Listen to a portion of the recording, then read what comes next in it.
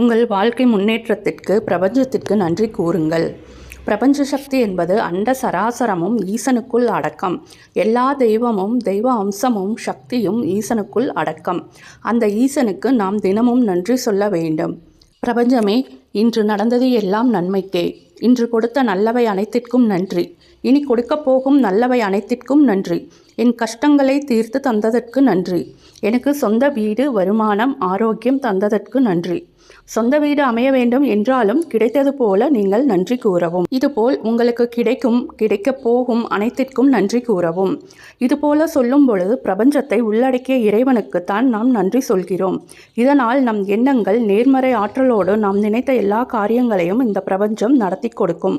நாம் நினைக்கும் எண்ணங்கள் திரும்பி நமக்கே வரும். அதனால் நல்லதே நினைப்போம், நல்லதே நடக்கும். நம் வாழ்க்கையில் எடுத்து வைக்கிற ஒவ்வொரு அடியும் வெற்றிப்படையாக அமைய நாம் பிரபஞ்சத்திற்கு நன்றி சொல்ல வேண்டும்.